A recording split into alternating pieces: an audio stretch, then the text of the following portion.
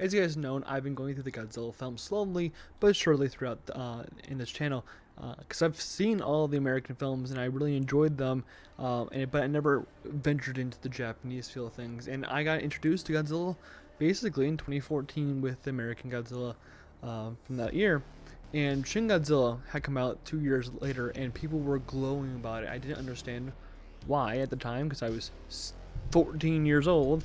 But I'd never seen it. Like, the first Japanese Godzilla film I saw was -1. So going back, and now that it was back in theaters, I was like, this is the perfect time to see it because, well, it's back in theaters. That's the best way to watch a movie, I think. And I wanted to see what all the hype was about because I've seen one clip from the film.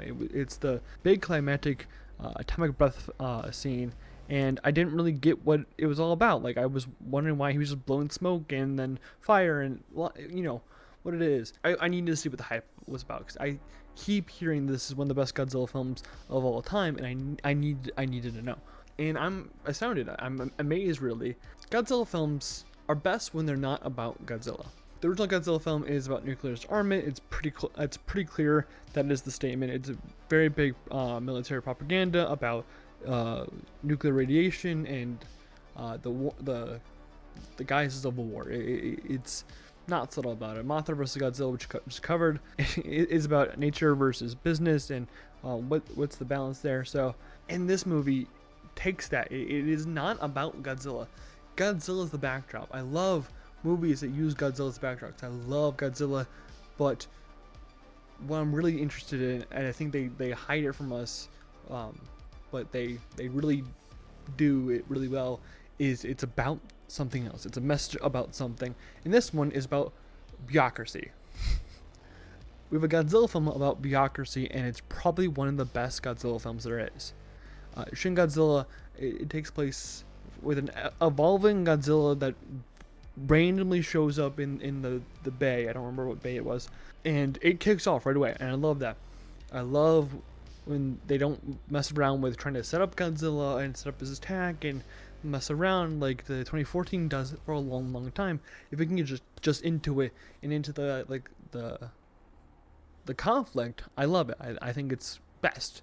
And this movie does not shy away from it. It is quite literally, it kicks off, we're meeting into the Godzilla conflict, and we immediately know what this movie is going to be about. We know what the messaging is going to be about because we have to go through these, we sit in these meetings upon meetings about something that is an urgent matter.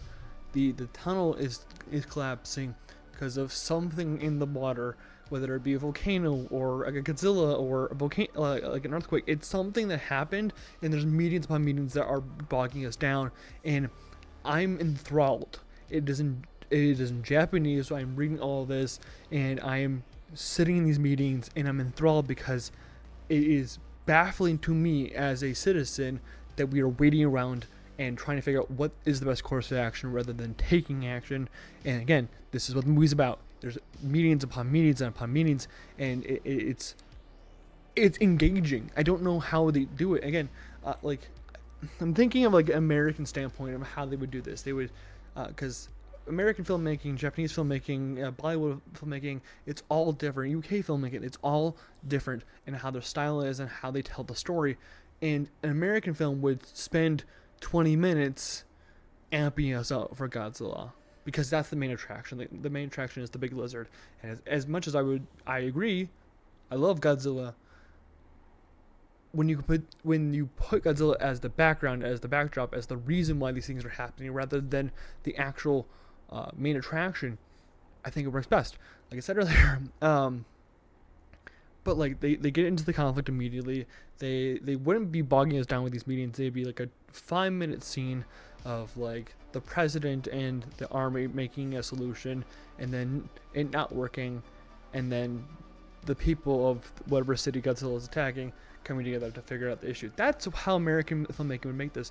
Instead, the whole movie is around bureaucracy, whether it's between countries like they do with the U.S., which is really interesting. That I did not expect this to have English at all, which was a nice surprise. Just because I was reading for so long, I was like, okay, and then I hear someone speak English. It was weird. it's so well done. Where meetings feel engaging, the characters feel engaging. I like all these characters. Do I know their names? No, but I'm also really bad with names. But like when the prime minister dies in his cabinet, you feel kind of the shock of it all. Because, well, first of all, that's a shocking thing to happen in any country, but it's shocking in this movie because he was such a pivotal character and he was such a main character, and he's the reason why a lot of these things happen, because he takes too long with the bureaucracy. He wants to be right, he wants to look good, then take action and be right and do everything. He wants to look good first. Again, it's part of that messaging that is super important in this film. I think it's great in this film. They do it in such a good way, and I love it.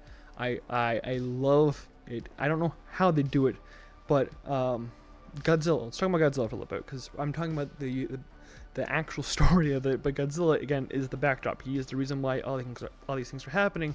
And Godzilla's design, I thought, was goofy from the get-go. When I see clips of this online, it's mostly because that first really weird form that goes throughout the rivers and into the roads, and his attack on Tokyo is really cool. I think it's awesome, because it's kind of like all these people don't know what the fuck is going on, and they're trying to stop it, but they don't know what the fuck to do, and they'd rather be right and look good than take action. You just see people getting tossed in, and these boats and cars getting toppled up, and the casualties start racking up. You can feel the casualties because of how Godzilla moves throughout the city, and leaving just a trail of destruction. And I love these aerial shots they have of smoke and fire. It really emphasizes the actual destruction that he creates, not just a decimated city. A decimated city looks great,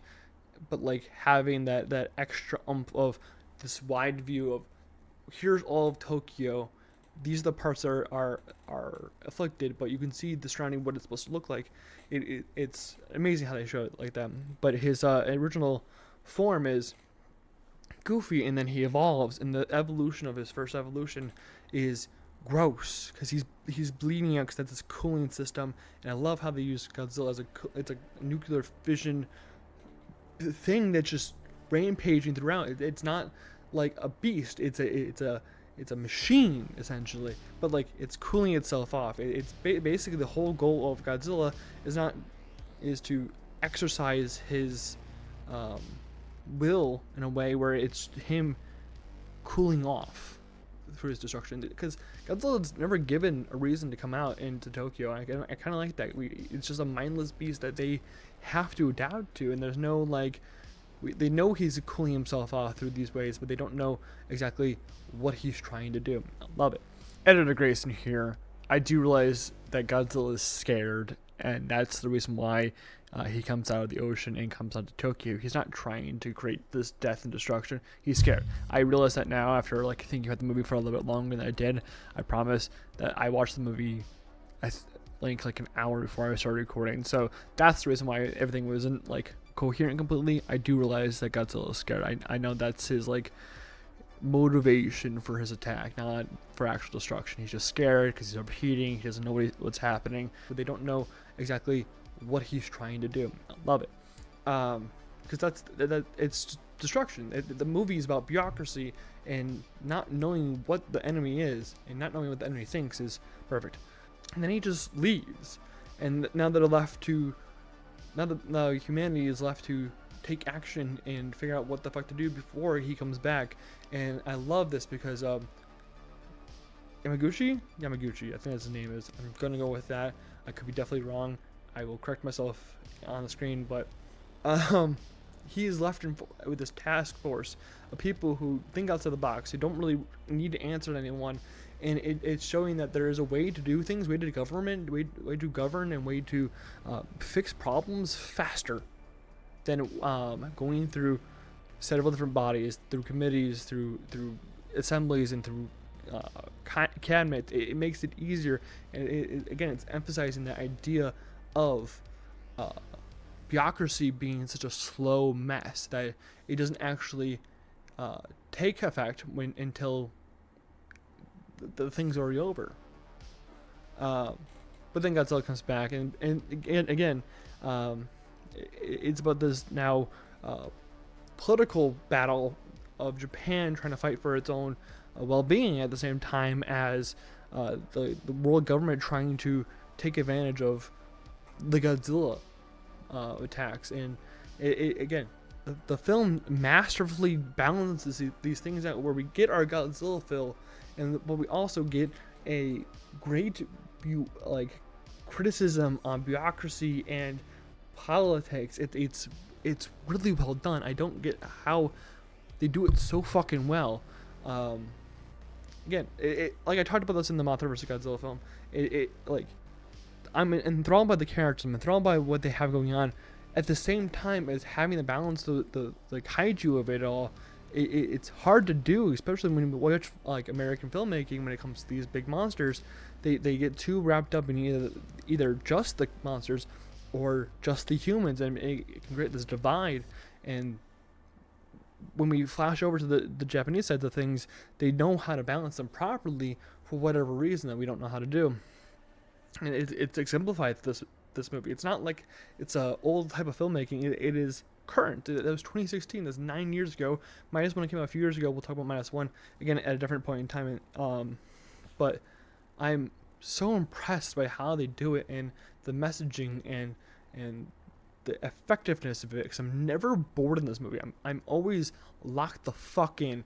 I'm locked the more the fuck in when Kyoko comes on the screen, because she's great. Blah, blah, blah. Proper name, place name, backstory stuff. Love her in this film. She's great. I think I developed a new crush in this movie. Not gonna lie. But I love this movie. I think it exemplified what I love about Godzilla to a level where... Exemplified what I love about Godzilla in a way where it didn't sacrifice the movie-making part of things and the story part of things, and still keep my Godzilla fix. And Godzilla in this movie is terrifying. Like I said before, with his forms are gross and menacing, and Godzilla is an omen of doom, like much like a natural disaster, but in a way that we can see it, we can feel it, we can touch it, we can kill it. It's scary, it's menacing, it's like a hand. It's like a hand of the devil rather than the hand of God. That they say God incarnate, but this is an angry God. If anything, if it is a God, if it's not, it's the devil himself, who has rained hell onto Japan and has no goal in mind besides destruction. And I think that's awesome. Godzilla has. I think Godzilla, over the last few films we watched, being a antagonist and being this force of nature works so well. I've watched a few films now at this point in time where Godzilla's a bad guy, and he is just not a keeper of nature, but check keeper for humanity. And it's impressive. I like it. I like this form of Godzilla where, wow, like, he's unbeatable at the same time as he is beatable, but he is not gonna go down easy.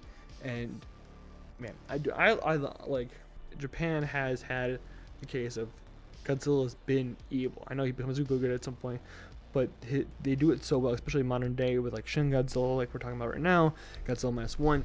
They are forces of nature that come and put us in check, essentially, when we get out of hand, and it works so well, and Japan knows how to do it perfectly.